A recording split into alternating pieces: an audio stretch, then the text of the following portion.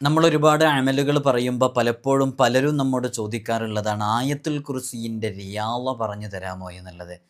ആയത്തുൽ കുർസിയുമായി ബന്ധപ്പെട്ട് പറയുമ്പോൾ നമ്മുടെ ജീവിതത്തിൽ ഒരുപാട് കാര്യങ്ങൾ നമുക്ക് നേടിയെടുക്കാൻ സാധിക്കുന്ന അതിവിശിഷ്ടമായ വളരെ പവിത്രതയുള്ള ആയത്താണ് ആയത്തുൽ കുർസി എന്നുള്ളത്. വലിയ മഹത്വങ്ങൾ അതിനുണ്ട്. ഒരുപാട് കാര്യങ്ങൾ കൃത്യമായി മനസ്സിലാക്കി ചെയ്യുകയാണെങ്കിൽ ആയത്തുൽ കുർസി കൊണ്ട് നേടിയെടുക്കാൻ സാധിക്കും. ചോദിച്ചതെന്തും റബ്ബ് സുബ്ഹാനഹു വ തആല നമുക്ക് നൽകാൻ കാരണമാകുന്ന വളരെ എഫക്റ്റീവായിട്ടുള്ള ഒരു ആയത്ത് തന്നെയാണ് ആയത്തുൽ കുർസി. പക്ഷെ ആയത്തുൽ കുർസി കൊണ്ടൊക്കെ അത്ഭുതം സൃഷ്ടിച്ചവർ അവരവരുടെ ജീവിതത്തിൽ ആയത്തുൽ കുർസിയിൻ്റെ റിയാള പൂർത്തിയാക്കി കിട്ടിയവരായിരിക്കും. റിയാള ഒരുപാട് രൂപങ്ങളുണ്ട്. എല്ലാം നമുക്ക് നേരിട്ട് മുഖതാവിലല്ലാതെ അതുമായി ബന്ധപ്പെട്ട് സംസാരിക്കാനോ ഇടപെടാനോ അത് ശരിക്കതിൻ്റെ റിയാളുകളൊക്കെ വിട്ടുമ്പോൾ ഒരു ഷെയ്ഖിൽ നിന്നാണ് യഥാർത്ഥത്തിൽ റിയാള അത് നേരിട്ട് ചോദിച്ച് വാങ്ങിച്ച് ആ നിർദ്ദേശപ്രകാരമാണ് ചെയ്യേണ്ടത്. ഞാനതിനെക്കുറിച്ച് ചെറിയൊരു ഐഡിയ മാത്രമാണ് തരുന്നത്.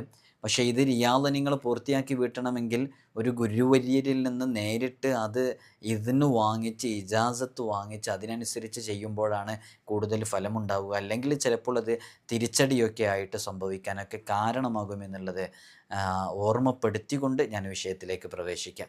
ഇൻഷാ അല്ലാഹ് ഇന്ന് നമുക്കതിനെക്കുറിച്ച് ചെറിയ രൂപത്തിലൊന്ന് സംസാരിക്കാം. കൃത്യമായി നിങ്ങൾ മനസ്സിലാക്കാൻ വേണ്ടി ശ്രമിക്കുക. അല്ലാഹു സുബ്ഹാനഹു വ തആല കാര്യങ്ങൾ മനസ്സിലാക്കാനും പഠിക്കാനും അത് ജീവിതത്തിലേക്ക് ചേർത്ത് വെക്കാനുമുള്ള തൗഫീഖ് നമുക്ക് നമ്മോട് ബന്ധപ്പെട്ട സകല ആളുകൾക്ക് നൽകി അനുഗ്രഹിക്കുമാറാകട്ടെ എന്ന് ആത്മാർത്ഥമായി ദുആ ചെയ്യുകയാണ്. എല്ലാ ദിവസവും നമ്മൾ സൂചിപ്പിക്കാറുള്ളത് പോലെ തന്നെ നേരിട്ട് കാണാനുള്ള ഡേറ്റ് ചൊവ്വാഴ്ചകളിൽ മാത്രമാണ്. ചൊവ്വാഴ്ച നേരിട്ട് വരാൻ വേണ്ടി ബുക്ക് ചെയ്യാൻ വിളിക്കേണ്ടത് ഞായറാഴ്ച 10 മണിക്കാണ്. ബുക്ക് ചെയ്ത് വിളിച്ചതിൻ്റെ ശേഷം മാത്രമാണ് വരേണ്ടത് എന്ന് ഓർമ്മപ്പെടുത്തണം. പലരും ബുക്ക് ചെയ്യാതെ വരുന്നുണ്ട്. വന്നവർ തന്നെ സ്ഥലം മനസ്സിലാക്കിയിട്ട് ഞായറാഴ്ച വിളിച്ച് ബുക്ക് ചെയ്യാതെ വരുന്നതുകൊണ്ട് നമുക്കവരെ നോക്കാൻ കഴിയാതെ പറഞ്ഞയക്കേണ്ട അവസ്ഥയൊക്കെ വരുന്നുണ്ട്. നമ്മൾ കൃത്യമായി ഒരു എണ്ണം അനുസരിച്ച് ആളുകൾ എടുക്കുന്നുള്ളൂ. അതുകൊണ്ടാണ് പ്രത്യേകം അങ്ങനെ ഓർമ്മ. അതേപോലെ തന്നെ നമ്മുടെ നോമ്പ് തുറയിലേക്ക് സഹായിക്കാൻ കഴിയുന്ന ആളുകൾ വളരെ പെട്ടെന്ന് തന്നെ അത് അറിയിക്കണം. ഒരു 50 പേർക്ക് 20 പേർക്ക് 10 പേർക്കൊക്കെ സഹായിക്കാൻ കഴിയുന്ന ആളുകൾ അതിൻ്റെ കാര്യങ്ങളൊക്കെ നമ്മളിവിടെ കൊടുത്തിട്ടുണ്ട്. ഇൻഷാ അല്ലാഹ് അത് അറിയിച്ചാൽ വലിയ ഉപകാരവും. അള്ളാഹു തൗഫീഖ് നൽകട്ടെ. ആയത്തുൽ കുർസിയെ കുറിച്ച് നമ്മൾ പറയുമ്പോൾ നമ്മളെപ്പോഴും സൂചിപ്പിക്കാറുണ്ട്, ആയത്തുൽ കുർസി അത് മനസ്സിലാക്കി ചെയ്ത് അത് പഠിച്ചവർക്ക് വലിയ നേട്ടങ്ങൾ ആയത്തുൽ കുർസി കൊണ്ട് നേടിയെടുക്കാൻ സാധിക്കുമെന്നുള്ളതാണ്. ഏഴാകാശങ്ങളെയും വലയം ചെയ്ത നിലയിലാണ് കുർസിൻ്റെ മുമ്പിൽ ഏഴാകാശങ്ങൾ. മരുഭൂമിയിൽ കിടക്കുന്ന ഒരു വട്ടക്കണ്ണി പോലെ മാത്രം. കുർസിൻ്റെ വലതുവശത്ത് അള്ളാഹു 12,000 കസേരകളിട്ടിരിക്കുന്നു. ഇടതുവശത്തും അതുപോലെ തന്നെയാണ്. ഓരോ കസേരയിലും ഓരോ മലക്കിരുന്ന് ആയത്തുൽ കുർസി ഓതുന്നു. അത് ഓതുന്നവരുടെ പ്രതിഫലം കൃത്യമായി രേഖപ്പെടുത്തിയിട്ടുണ്ട്.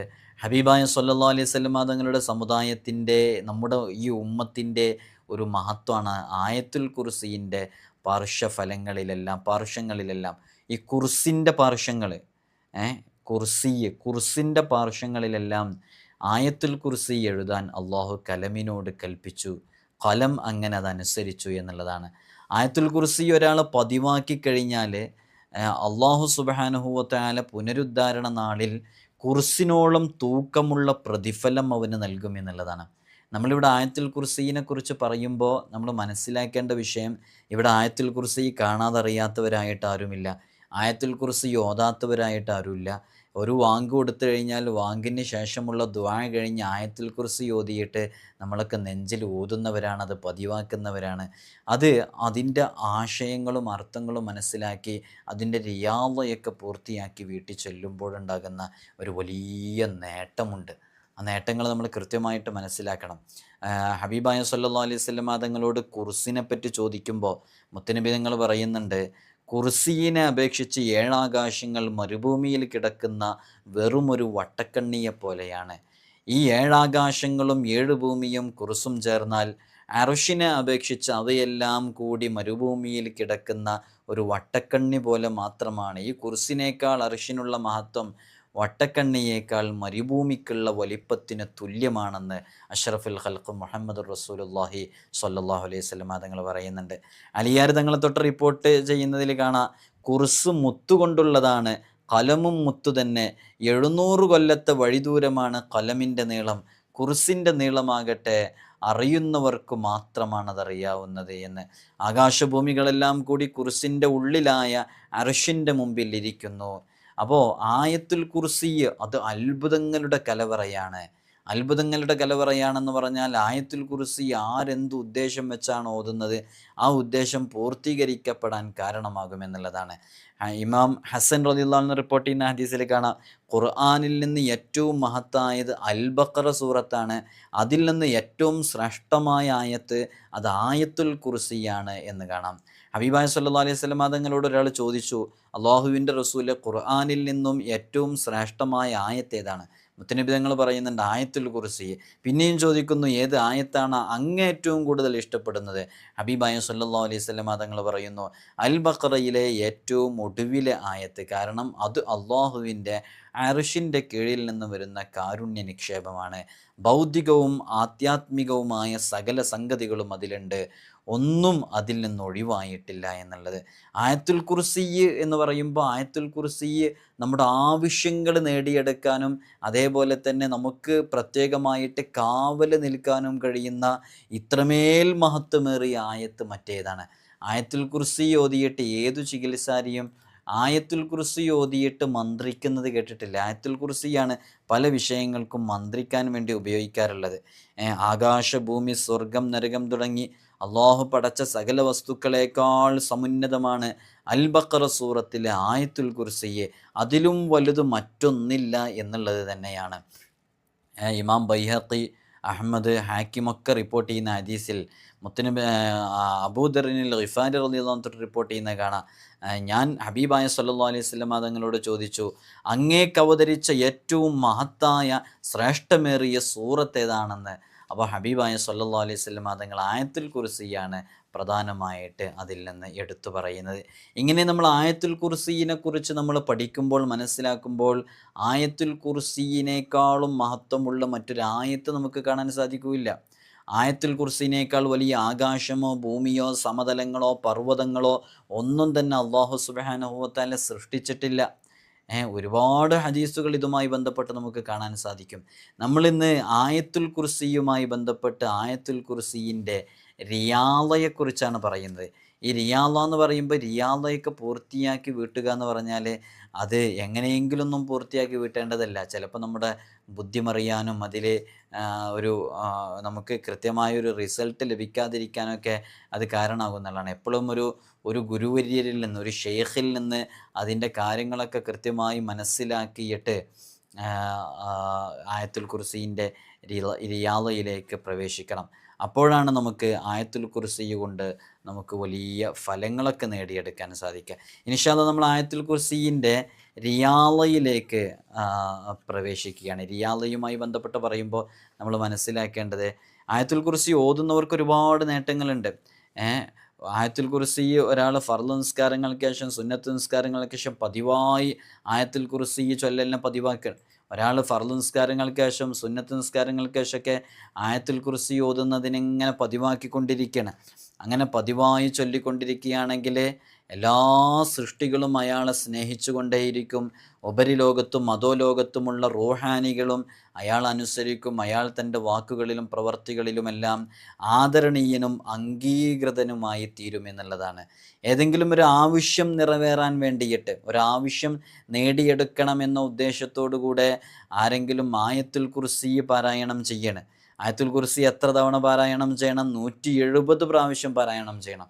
അങ്ങനെ 170 പ്രാവശ്യം ആയത്തുൽ കുർസി പാരായണം ചെയ്തിട്ട് യാ കാഫി, യാ ഗനിയു, യാ ഫത്താഹു, യാ റസാഖ് എന്ന് 3000 വട്ടം ചൊല്ലിക്കഴിഞ്ഞ് അള്ളാഹുവിനോട് ചോദിച്ചു കഴിഞ്ഞാൽ അടക്കപ്പെട്ട ഏതു കവാടങ്ങളും അവന് മുമ്പിൽ തുറക്കപ്പെടും എന്നുള്ളതാണ്. നിങ്ങൾ നോക്കൂ, ഏതെങ്കിലും ഒരു ആവശ്യം നിറവേറണമെങ്കിൽ അതവനക്ക് പൂർത്തീകരിച്ച് കിട്ടുന്നില്ല, അതടഞ്ഞു കിടക്കുകയാണ്. ആ കവാടം അവൻ മുട്ടിയിട്ട് തുറക്കപ്പെടുന്നില്ല. അങ്ങനെ അത് അടഞ്ഞു കിടക്കുന്ന ഒരു കവാടം അവൻ്റെ മുമ്പിലുണ്ട്. അതവൻ്റെ ജോലിയിൽ ഉള്ളതാകട്ടെ, കച്ചവടത്തിലുള്ളതാവട്ടെ, ബിസിനസ്സിലുള്ളതാവട്ടെ, അവൻ്റെ ഏതേതു വിഷയങ്ങളിലും ഉള്ളതാകട്ടെ. അങ്ങനെ ഒരു വിഷയത്തിൽ തുറന്നു കിട്ടാത്തൊരു വിഷയം വരികയാണെന്നുണ്ടെങ്കിൽ ഉടനെ അവൻ ചെയ്യേണ്ടത് ഒരു 170 പ്രാവശ്യം ആയത്തുൽ കുർസി പാരായണം ചെയ്യുക. അങ്ങനെ 170 പ്രാവശ്യം ആയത്തുൽ കുർസി പാരായണം ചെയ്ത് യാ കാഫി യാ ഗനിയു യാ ഫത്താഹു യാ റസാഖ്, യാ കാഫി യാ ഗനിയു യാ ഫത്താഹു യാ റസാഖു എന്ന് 3000 പ്രാവശ്യം ചൊല്ലിയിട്ട് അവൻ്റെ ആ ആവശ്യത്തിൽ നല്ല ഒരു ഒരു ഒരു വിജയം കിട്ടാൻ വേണ്ടിയിട്ട് അവൻ്റെ മുമ്പിൽ അടയ്ക്കപ്പെട്ട ആ വാതിൽ തുറന്നു കിട്ടണം എന്ന ഉദ്ദേശത്തോടു കൂടെ അവനതങ്ങനെ ചൊല്ലിയാൽ അള്ളാഹു അവൻ്റെ മുമ്പിൽ ആ കവാടം തുറന്നു കൊടുക്കുകയും അയാളെ സമ്പന്നനാക്കുകയും ചെയ്യും. അള്ളാഹു അയാൾക്ക് സൗഭാഗ്യങ്ങളുടെ ഒരുപാട് കവാടങ്ങൾ അയാൾക്ക് മുമ്പിൽ അള്ളാഹു തുറന്നു കൊടുക്കും എന്നുള്ളതാണ്. ആയത്തുൽ കുർസി 170 പ്രാവശ്യം ചൊല്ലി ഉദ്ദേശിക്കപ്പെട്ടവരുടെ സ്നേഹം ലഭിക്കണമെന്ന നീയത്തോടു കൂടെ ചൊല്ലിയാൽ അവിടെ അത് വളരെ പെട്ടെന്ന് സാക്ഷാത്കരിക്കപ്പെടുന്നതായിട്ട് കാണാൻ സാധിക്കും. ഭക്ഷണം വിശാലമാകും, അവൻ്റെ മുറാദുകൾ ഹാസിലാകും, ശത്രുക്കളും അസൂയക്കാരും തോറ്റുപോകും, ചതികളെല്ലാം വഞ്ചനകളെല്ലാം ചതിപ്രയോഗങ്ങൾ ഒളിയമ്പുകൾ എല്ലാം നിഷ്ഫലമാകും, കടങ്ങൾ വീടും, തടവിൽ നിന്നും മോചനം ലഭിക്കും, ജയിൽ മോചനത്തിന് കാരണമാകും. ഇതൊക്കെ പരീക്ഷിച്ച് ബോധ്യപ്പെട്ടതാണ്, ഒരു സംശയവുമില്ല എന്ന് മഹാന്മാരൊക്കെ പറയുന്നുണ്ട്. അപ്പം നിങ്ങൾ നോക്കൂ, ഇതൊക്കെ ചെയ്യുമ്പോൾ നമുക്കിതിൻ്റെ റിസൾട്ട് കൃത്യമായിട്ട് ലഭിക്കണം എന്നുണ്ടെങ്കിൽ ഇവിടെയൊക്കെ നമ്മൾ ശ്രദ്ധിക്കേണ്ടത് ഇതുമായി ബന്ധപ്പെട്ട കടപ്പാടുകളൊക്കെ പൂർത്തീകരിച്ചു കിട്ടണം. അള്ളാഹു ഇഷ്ടപ്പെടുന്ന രൂപത്തിൽ നമ്മുടെ ജീവിതത്തെ ക്രമപ്പെടുത്തണം. അങ്ങനെ നല്ല രൂപത്തിലേക്ക് നമ്മുടെ ജീവിതത്തെ ക്രമപ്പെടുത്തുമ്പോഴും കൂടെയാണ് ഇതിൻ്റെയൊക്കെ ഒരു ഫലം നമുക്ക് അനുഭവിച്ചറിയാൻ സാധിക്കുക എന്നുകൂടെ നമ്മൾ ഇതോടൊപ്പം ഓർമ്മപ്പെടുത്തുകയാണ്. അള്ളാഹു നമുക്ക് തൗഫീഖ് നൽകി അനുഗ്രഹിക്കുമാറാകട്ടെ. ആയത്തുൽ കുർസി ഓതി ഇഷ്ടപ്പെട്ട എന്ത് ചോദിച്ചാലും ഉടനെ ഉത്തരം കിട്ടുമെന്ന് ഒരു വലിയ മഹാൻ പറയുന്നുണ്ട്. 201 പ്രാവശ്യം ആയത്തുൽ കുർസി ഓതി ഭൗതികമോ പാരത്രികമോ ആയ ഏതു കാര്യം ചോദിച്ചാലും ഉടനടി ഉത്തരം ലഭിക്കും, ഉദ്ദേശം ഉടനെ നിറവേറും. അത് 313 വട്ടം ഓതിയാൽ അതിരില്ലാത്ത സൗഭാഗ്യങ്ങൾ ഉണ്ടാകും. ദീനിലും ദുനിയാവിലും അയാൾ ഉദ്ദേശിച്ചത് അയാൾക്ക് ലഭിക്കും. അത് പതിവാക്കുന്ന കാലത്തോളം നന്മയുടെ കവാടങ്ങൾ തുറന്നു കിട്ടും. അതെന്തെങ്കിലും ഏതെങ്കിലും കുടുംബങ്ങളുമായി ബന്ധപ്പെട്ടിട്ടൊക്കെ പ്രശ്നങ്ങളും പ്രതിസന്ധികളൊക്കെ വരുന്ന സമയത്ത് അത്തരം വിഷയങ്ങൾക്ക് ഇരിക്കുമ്പോഴോ അത്തരം വിഷയങ്ങളുമായി ബന്ധപ്പെടുന്നതിൻ്റെ മുമ്പോ അതങ്ങനെ ഓതി അതിലേക്ക് ഇറങ്ങിക്കഴിഞ്ഞാൽ അതിലാരാണോ അത് ഓതിയിരിക്കുന്നത് അവർക്ക് വലിയ വിജയം ലഭിക്കാൻ അത് കാരണമാകും എന്നുള്ളതാണ്. അള്ളാഹു നമുക്ക് തൗഫീഖ് നൽകി അനുഗ്രഹിക്കുമാറാകട്ടെ. അള്ളാഹു നമുക്ക് എല്ലാ വിഷയങ്ങളിലും നമ്മുടെ കാര്യങ്ങളിലൊക്കെ ആയത്തുൽ കുർസി കൊണ്ടുള്ള ഗുണങ്ങളൊക്കെ നേടിയെടുക്കാനുള്ള തൗഫീഖ് നമുക്കൊക്കെ നൽകി അനുഗ്രഹിക്കുമാറാകട്ടെ. ഹബീബായ സ്വല്ലല്ലാഹു അലൈഹി വസല്ലമ തങ്ങൾ ആയത്തുൽ കുർസിനെ കുറിച്ചൊക്കെ പറയാൻ നിന്നാൽ എത്രത്തോളം പറയാനുണ്ടാകും. അത്രമേൽ ആയത്തുൽ കുർസിനെ കുറിച്ച് വിശാലമായിട്ട് മഹാന്മാരൊക്കെ എഴുതി വച്ചിട്ടുണ്ട്. അള്ളാഹു നമുക്ക് അതൊക്കെ ചെയ്യാനുള്ള തൗഫീഖ് നൽകി അനുഗ്രഹിക്കട്ടെ. ഇൻഷാ അല്ലാഹ് ആയത്തുൽ കുർസിൻ്റെ റിയാളയുമായി ബന്ധപ്പെട്ട് പറയുമ്പോൾ നമ്മളിപ്പോൾ റിയാള എന്ന് പറഞ്ഞാൽ നമുക്കൊക്കെ അറിയാം. നമ്മൾ അസ്മാഉൽ ഹുസ്നയാണെങ്കിൽ അസ്മാഉൽ ഹുസ്ന ഞാൻ സാധാരണക്കാർക്ക് മനസ്സിലാക്കാൻ പറ്റുന്ന ഭാഷയിലാണ് പറയുന്നത്. ആലിമീങ്ങളോടും പണ്ഡിതന്മാരോടും ഈ ഒരു പദങ്ങൾ ഉപയോഗിച്ചൊന്നല്ല പറയേണ്ടത്. ഇത് കേൾക്കുന്നവർ സാധാരണക്കാരായ ഉമ്മമാരും ഉപ്പമാരൊക്കെ ആയതുകൊണ്ടാണ്, സഹോദരന്മാരും സഹോദരിമാരൊക്കെ ആയതുകൊണ്ടാണ് അവരെ കൂടെ മനസ്സിലാക്കാൻ വേണ്ടിയിട്ട് അവർക്ക് പറ്റുന്ന രൂപത്തിൽ ലളിതമായ രൂപത്തിലാണ് അവതരിപ്പിക്കുന്നത്. പണ്ഡിതന്മാർക്കിടയിലും ആലിമീങ്ങൾക്കിടയിലും ഈ ശൈലിയല്ല, ഈ പദപ്രയോഗങ്ങളല്ല, ഇത്തരം ഉദാഹരണങ്ങളല്ല ഇവിടെ പറയേണ്ടതെന്ന് സാന്ദർഭികമായി ഓർമ്മപ്പെടുത്തി ഞാൻ ഈ വിഷയത്തേക്ക് പ്രവേശിക്കുകയാണ്. നമ്മൾ റിയാള എന്നൊക്കെ പറയുമ്പോൾ ഇപ്പോൾ അസ്മാഉൽ ഹുസ്നയുടേതാണെങ്കിൽ അസ്മാഉൽ ഹുസ്നയുടെ ഒരു ഉരുക്കഴിക്കുക എന്ന് പറയും. അതിൻ്റെ അസ്മാഉൽ ഹുസ്നയുമായിട്ടുള്ളൊരു കടപ്പാട് നാം പൂർത്തീകരിച്ച് കിട്ടുക. അപ്പോൾ ആ ഒരു ഇസ്മിൻ്റെ റിയാള വീട്ടുകയാണെന്നുണ്ടെങ്കിൽ ആ ഇസ്മിനെ നമ്മൾ ഇങ്ങനെ ഒരു എണ്ണമുണ്ട്, ആ എണ്ണം അനുസരിച്ച് ഇങ്ങനെ ചൊല്ലിക്കൊണ്ടിരിക്കുക. അപ്പം നമ്മുടെ പൂർവ്വസൂരികളൊക്കെ അവർ ഇത്തരം വിഷയങ്ങളിലേക്ക് ഇറങ്ങുമ്പോൾ അവർ ധാരാളമായിട്ട് ഇങ്ങനെ ചൊല്ലും, ലക്ഷക്കണക്കിന് കോടിക്കണക്കിന് ഏകാന്തമായി മലഞ്ചെരുവിൽ മനുഷ്യവാസമില്ലാത്ത ജനവാസമില്ലാത്ത ഏകാന്തതയിൽ പോയി നോമ്പനുഷ്ഠിച്ച് അള്ളാ എന്ന ചിന്തയിൽ മാത്രം ഒരുപാട് പഥ്യങ്ങൾ അവർക്കുണ്ടാകും. അവർ മാംസാഹാരങ്ങൾ ഭക്ഷിക്കൂല. അവരങ്ങനെ അവരുടെ ശരീരവും അവരുടെ മനസ്സും എല്ലാം അള്ളാഹുവിൽ ലയിപ്പിച്ച് അസ്മാഉൽ ഹുസ്നയുടെ റിയാളയ്ക്ക് വേണ്ടിയിരിക്കുന്ന ആ ഒരു അവസ്ഥകളൊക്കെ നമുക്കറിയാം. ഞാൻ പലപ്പോഴും അത് വിശദീകരിച്ചിട്ടുണ്ട്. അങ്ങനെ അവരിരിക്കാൻ ഉപയോഗിച്ച എന്താ അവർ റിയാദ പൂർത്തിയാക്കി വീട്ടാനും അവരുടെ ഇബാദത്തുകൾക്കൊക്കെ ഉപയോഗിച്ചിരുന്ന മാളങ്ങൾ, ഗുഹകൾ, അതേപോലെ ഒറ്റപ്പെട്ട സ്ഥലങ്ങൾ, ചെറിയ ചെറിയ ചില്ലകൾ, ഇതൊക്കെ നമുക്ക് ഉത്തരേന്ത്യൻ സംസ്ഥാനങ്ങളിലൂടെയൊക്കെ യാത്ര ചെയ്യുമ്പോൾ കാണാനും പറ്റും. സിയാറത്തൊക്കെ പോയവർക്കറിയാം. നമ്മുടെ കേരളത്തിലുമുണ്ട്. ചില വയനാടൻ പ്രദേശങ്ങളിലേക്കൊക്കെ പോകുമ്പോൾ അവിടെയും ഇതേപോലെ ഇത്തരം മഹത്തുക്കളൊക്കെ റിയാളക്ക് വേണ്ടിയിട്ടും അവർ ഹൽവത്തിലിരിക്കാൻ വേണ്ടിയിട്ടൊക്കെ ഉപയോഗിച്ചിരുന്ന ചില ഗുഹകളും മാളങ്ങളൊക്കെ നമുക്ക് കാണാൻ സാധിക്കും. ഇതിൽ ഞാൻ മുമ്പ് അതിനെക്കുറിച്ച് കണ്ടവരുണ്ടോ എന്ന് ചോദിച്ചപ്പോൾ പലരും എഴുതി അറിയിക്കുകയൊക്കെ ചെയ്തിരുന്നു. അപ്പോൾ അങ്ങനെ ഇത്തരം ഹൽവത്തിലിരുന്ന് ചെയ്യുന്ന റിയാളുകൾ എന്നൊക്കെ പറഞ്ഞാൽ അതൊക്കെ അങ്ങേയറ്റത്തെ ഉന്നതമായ സ്ഥാനത്തുള്ളതാണ്. നമ്മെ സംബന്ധിച്ചിടത്തോളം നമ്മൾ ഈ ആധുനിക കാലഘട്ടത്തിൽ അങ്ങേയറ്റത്തെ ഈ അവസാന കാലഘട്ടത്തിൽ ജീവിച്ചുകൊണ്ടിരിക്കുന്ന നമുക്ക് ഇഖ്ലാസ് കുറവാണ്, ഈമാന് കുറവാണ്, ഇബാദത്ത് കുറവാണ്. എന്തുകൊണ്ടും നമ്മൾ അങ്ങേയറ്റം താഴേക്കിടയിലുള്ളവരാണ്.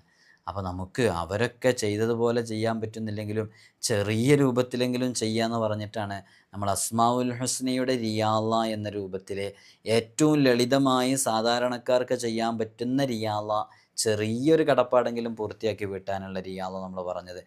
അതാണ് അസ്മാഉൽ ഹുസ്നയിലെ ഓരോ ഇസ്മുകളുടെയും അദദുകൾ എടുക്കുക, പറ്റുമെങ്കിൽ നോമ്പുകാരനാവുക, ഒരു ഗുരുവര്യരുടെ ഇതിന് ഇജാസത്ത് പ്രകാരം ചെയ്യുക. അങ്ങനെ ചെയ്ത് ഇജാസത്ത് പ്രകാരം ചെയ്ത് ആ റിയാള പൂർത്തിയാക്കി വീട്ടി വളരെ ആത്മാർത്ഥമായിട്ട് ആ റിയാളക്കനുസരിച്ച് കൊണ്ടു നടന്നാൽ അസ്മാഉൽ ഹുസ്നയുമായി ബന്ധപ്പെടുമ്പോൾ നമുക്ക് വലിയ വിജയം ലഭിക്കാൻ കാരണമാകും. നമ്മുടെ വിഷയങ്ങളിലൊക്കെ നമ്മൾ എന്തിനു വേണ്ടിയിട്ടാണോ അത് ചെയ്യുന്നത് അത് പെട്ടെന്ന് പൂർത്തീകരിച്ച് കിട്ടാനത് കാരണമാകും എന്നുള്ളതാണ്. നമ്മൾ ആയത്തുൽ കുർസീൻ്റെ റിയാള എന്ന് പറയുമ്പോൾ അതിങ്ങനെ അസ്മാഉൽ ഹുസ്നയുടേതാണെങ്കിലും ആയത്തുൽ കുർസീൻ്റെ ആണെങ്കിലും നമ്മൾ സാധാരണ ശൈലിയിൽ നിന്നൊന്നും മാറിയിട്ട് നമ്മുടെ ജീവിതത്തിലേക്ക് ആത്മീയമായിട്ട് പെട്ടെന്ന് നമ്മൾ അടുക്കുമ്പോൾ നമുക്ക് ചില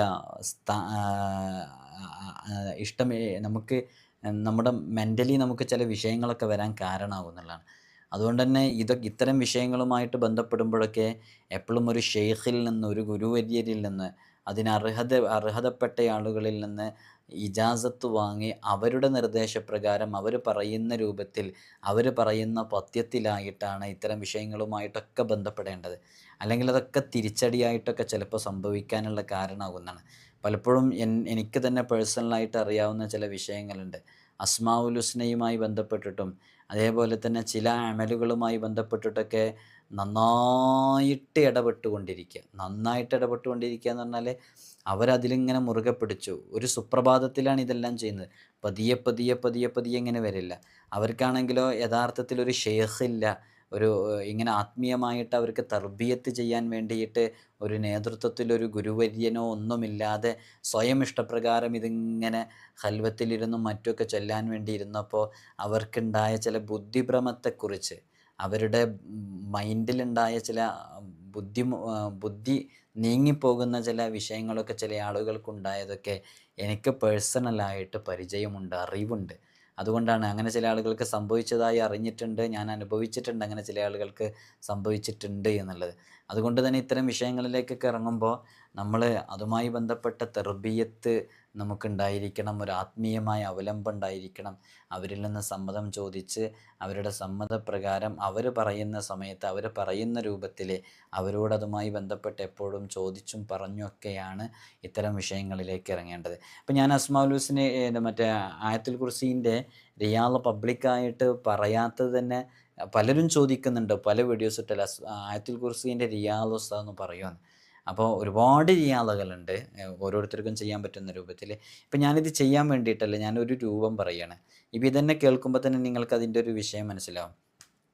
ആയത്തുൽ റിയാള വളരെയധികം ഫലപ്രദവും അത് പരീക്ഷിച്ചറിഞ്ഞതും അതനുസരിച്ചുള്ള അതിനനുസരിച്ച് ചെയ്യുന്ന ദുആക്ക് വലിയ ഇജാബത്തും ഉണ്ട് എന്നുള്ളതാണ്. അപ്പോൾ നിങ്ങൾ നോക്കൂ, റിയാള വീട്ടാൻ ഉദ്ദേശിക്കുന്ന ആളുകൾക്ക് ഇത് നിങ്ങൾക്ക് റിയാള ചെയ്യാനുള്ള റിയാളല്ല, ഞാൻ റിയാളയുടെ ചില ഭാഗങ്ങൾ നിങ്ങൾക്ക് മനസ്സിലാക്കാൻ വേണ്ടി പറഞ്ഞു തരുന്നതാണ്. അപ്പോൾ ഉദ്ദേശിച്ചു കഴിഞ്ഞാൽ നല്ല റിയാള പൂർത്തിയാക്കാൻ വേണ്ടി ഉദ്ദേശിക്കുന്നയാൾ അള്ളാഹുവിൽ പൂർണ്ണമായ തവക്കുലോടുകൂടെ നമ്മുടെ ശരീരം, വസ്ത്രം, സ്ഥലം ഇതൊക്കെ നല്ല പൂർണ്ണമായും ശുദ്ധീകരിച്ച് മനസ്സും ശുദ്ധീകരിച്ച് നല്ല നെയ്യത്തോടുകൂടെ ഹൽവത്തിലേക്ക് പ്രവേശിക്കണം. ഹൽവത്ത് എന്ന് പറഞ്ഞാൽ നേരത്തെ നമ്മൾ പറഞ്ഞല്ലോ, അതേപോലെയുള്ള ഹൽവത്തിലേക്ക് എത്തിപ്പെടണം. അങ്ങനെ ഹൽവത്തിലേക്ക് എത്തിയിട്ട് ഒരു ചൊവ്വാഴ്ച സുബഹിക്കൊക്കെയാണ് ഇങ്ങനെ പ്രവേശിക്കേണ്ടത്. അങ്ങനെ അവർ ബുഹൂറൊക്കെ പുകയ്ക്കണം.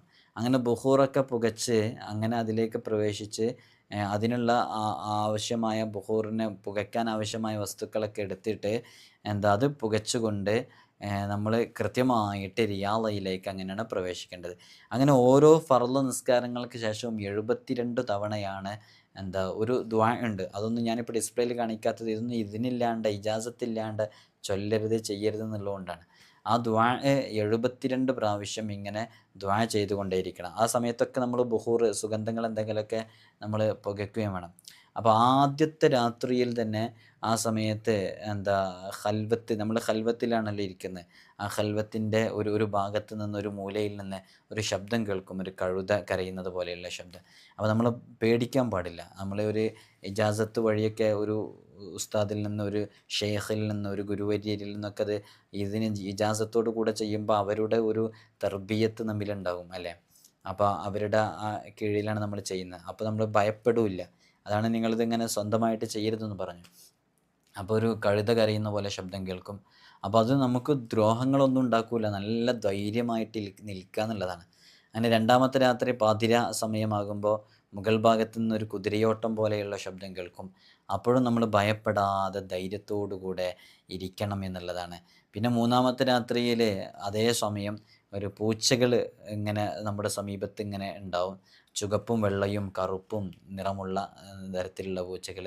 അത് വാതിലിൻ്റെ ഭാഗത്തു കൂടെ വന്ന് മുൻവശത്തു കൂടി പുറത്തു പോകും. അപ്പോഴും നമ്മൾ ഭയപ്പെടാതെ ഇരിക്കണം.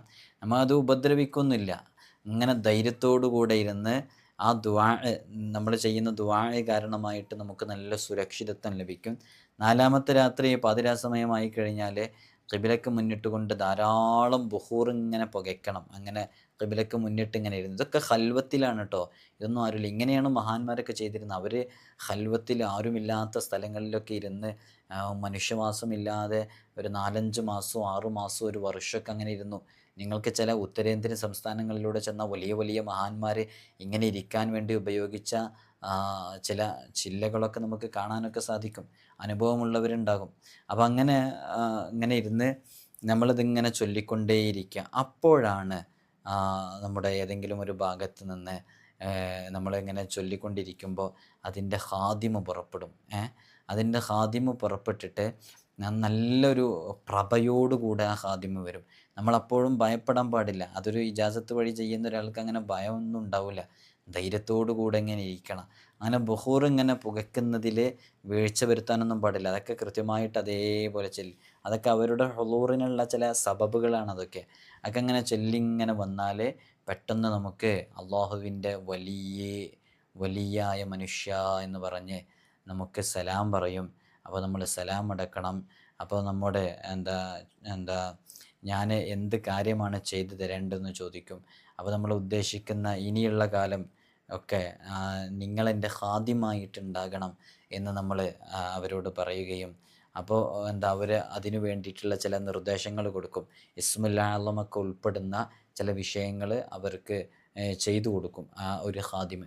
അങ്ങനെ ചെയ്തു കൊടുക്കുന്ന സമയത്ത് ഇനി ഈ ഒരു ബന്ധത്തിൻ്റെ മേലാണ്. അപ്പോൾ അവർ കൊടുത്തൊരു സംഭവം ഉണ്ടല്ലോ, ആ ഒരു ബന്ധത്തിൻ്റെ പേരിലാണ് പിന്നെ എല്ലാം ഉണ്ടായിരിക്കുക. അപ്പോൾ അവർ ആ ഇസ്മുമായിട്ട് ബന്ധപ്പെടുമ്പോൾ ആ ഒരു ഖാദിമ പ്രത്യക്ഷപ്പെടും. നമ്മുടെ കാര്യങ്ങൾ വിഷയത്തിലൊക്കെ അവരുടെ ഒരു സഹായം ഉണ്ടാകും. ഞാനതൊരു ചെറിയ ഐഡിയ എന്താണ് ഇതെന്ന് മനസ്സിലാക്കാൻ വേണ്ടി പറഞ്ഞിട്ടുണ്ട്. നമ്മളിപ്പോൾ ഇതേ രൂപത്തിൽ ആയത്തുൽ കുർസിൻ്റെ റിയാദൊക്കെ പൂർത്തിയാക്കി വിട്ടിട്ടുണ്ടെങ്കിൽ ഒരു പ്രത്യേക ഒരു സഹായം ഇതേപോലെ അവന് ലഭിക്കും എന്നുള്ളതാണ്. അതൊരു വലിയ മിറാക്കിൾ തന്നെയാണ്. അപ്പോൾ അങ്ങനെ ആകുമ്പോൾ ആ ഒരു സഹായം നമുക്കുണ്ടായിക്കഴിഞ്ഞാൽ നമ്മുടെ ഏത് വിഷയങ്ങളിലും ഇങ്ങനെയുള്ളൊരു സഹായം കാരണമായിട്ട് നമുക്കെല്ലാ വിഷയങ്ങളും പെട്ടെന്ന് തേടി പിടിക്കാൻ സാധിക്കും എന്നുള്ളതാണ്. പക്ഷേ ഇതൊക്കെ പ്രത്യേകം ശ്രദ്ധിക്കേണ്ട വിഷയമാണ്. സമ്പൂർണ്ണത എത്തിയ ഷെയ്ഖുമാരിൽ നിന്ന് ഇജാസത്ത് ലഭിക്കാതെ ഇത് ചെയ്താൽ ഇത് ഫലമുണ്ടാകില്ല എന്ന് മാത്രമല്ല, ഇത് ചിലപ്പോൾ വേറെ പല നമ്മുടെ ജീവിതത്തിൽ ചില ഭവിഷ്യത്തുകളൊക്കെ ഉണ്ടാകാനൊക്കെ കാരണമാകുന്നുള്ളതാണ്. ഇതൊക്കെ ഇങ്ങനെ കൃത്യമായിട്ട് അങ്ങനെ ഒരു ഷെയ്ഖിനെ കണ്ടെത്തിയിട്ട് അതനുസരിച്ച് ചെയ്യുകയാണെങ്കിൽ അത് നേരം പുലരുന്ന പോലെയുള്ള രൂപത്തിൽ വ്യക്തമായി അവൻ്റെ ഓരോ കാര്യങ്ങളും ഇങ്ങനെ അവനിങ്ങനെ സാക്ഷാത്കരിച്ചു കൊണ്ടേയിരിക്കും. അവൻ്റെ മക്കളില്ലാത്ത വിഷയം ശരിയാവും, ജോലിയില്ലാത്ത വിഷയം ശരിയാവും, അവൻ്റെ കുടുംബത്തിലുള്ള പ്രതിസന്ധികളിൽ സലാമത്ത് ലഭിക്കും. അതിനൊക്കെ വലിയ ഫത്ഹ് ലഭിക്കാൻ കാരണമാകും. ആയത്തുൽ കുർസീൻ്റെ ദുആ എന്ന് പറയുന്ന ദുആ ഉണ്ട്. ഞാനിപ്പോൾ ഈ ദുആവുമായി ബന്ധപ്പെട്ടാണല്ലോ പറഞ്ഞത്. നല്ല അടിപൊളി ദുആ ആണ്. അതിൻ്റെ അർത്ഥം ഇങ്ങനെ ചിന്തിക്കുമ്പോൾ തന്നെ ആ ദുആഇൻ്റെ ഒരു മഹത്വം നമുക്ക് മനസ്സിലാക്കാൻ പറ്റും. ഞാൻ ഒന്നാമതത് എഴുതി തയ്യാറാക്കിയിട്ടില്ല. പിന്നെ എഴുതി തയ്യാറാക്കിയിട്ടില്ലെങ്കിലും ജസ്റ്റ് എനിക്ക് വായിച്ചെന്ന് ഇവിടെ പറയാവുന്നതേ ഉള്ളൂ. പക്ഷെ അത് പറഞ്ഞു കഴിഞ്ഞാലുള്ളൊരു വിഷയം എന്ന് പറഞ്ഞാൽ ഇതൊക്കെ ഇജാസത്തോടു കൂടെ കൃത്യമായി ചെയ്യേണ്ടതാണ്. ആരെങ്കിലുമൊക്കെ അത് കിട്ടി എന്നുള്ള രൂപത്തിൽ അങ്ങനെ ചെയ്യുമ്പോൾ ഇങ്ങനൊരു വിഷയം ഉണ്ട് എന്നുള്ളത് അറിയാൻ വേണ്ടിയിട്ടാണ് നമ്മളിത് പറഞ്ഞത്. ഇമാം ഗസാലി റളിയല്ലാഹു അൻഹു പറയുന്നുണ്ട്, ദുരിതങ്ങളിൽ അകപ്പെടുമ്പോൾ പെട്ടെന്ന് മോചനം ലഭിക്കാൻ ഈ ദുആഇനെ പോലെ മറ്റൊരു ദുആ ഇല്ല എന്നുള്ളതാണ്. ആദ്യം 313 തവണ ആയത്തുൽ കുർസി ഓതുക, പിന്നെ ഈ ദുആ 7 പ്രാവശ്യം ഓതുക. ഇശാ നിസ്കാരത്തിന് ശേഷമാണ് ഇത് ചെയ്യേണ്ടത്. ജനശൂന്യമായ ശുദ്ധമായ സ്ഥലത്തിരുന്ന് ചെയ്യണം. അപ്പോൾ നോക്കൂ, ഈ പറഞ്ഞ പോലെ ഗസാലി ഇമാമൊക്കെ പറഞ്ഞ പോലെ ഇതൊക്കെ ഇപ്പോൾ വൺ ടൈം നമുക്ക് ചെയ്തെടുക്കേണ്ട ഒരു രൂപമാണ്. ഇതിങ്ങനെ ചെയ്തെടുത്താൽ തന്നെ നമ്മുടെ ജീവിതത്തിൽ വലിയ മാറ്റങ്ങൾ ഉണ്ടാകും എന്നുള്ളതാണ്. ഓരോ ഫർള് നിസ്കാരങ്ങൾക്ക് ശേഷം 25 തവണ ഇതിങ്ങനെ ചൊല്ലിയിട്ട് അതിൻ്റെ ഖാദിമുകളെ കീഴ്പ്പെടുത്തുന്ന ഒരു രൂപമുണ്ട്. അപ്പോൾ ഇതൊക്കെ ചെയ്യുമ്പോൾ ഞാനീ പറഞ്ഞ ഈ ഇജാസത്തൊക്കെ വാങ്ങിച്ച് ചെയ്യണം. അഥവാ ഓരോ ഫർള് നിസ്കാരങ്ങൾക്ക് ശേഷം 25 തവണ ആയത്തുൽ കുർസി ഓതുക. ഇത് മുടങ്ങാതെ ചെയ്യുന്ന ആൾക്ക് ആയത്തുൽ കുർസീൻ്റെ ഖാദിമീങ്ങളെ കീഴ്പ്പെടുത്തപ്പെടാൻ സാധിക്കും എന്നുള്ളതാണ്. ഇൻഷാ അല്ലാഹ് മറ്റൊരു സന്ദർഭത്തിൽ അതുമായി ബന്ധപ്പെട്ട വിഷയങ്ങൾ അറിയിക്കാമെന്ന് ഓർമ്മപ്പെടുത്തണേ.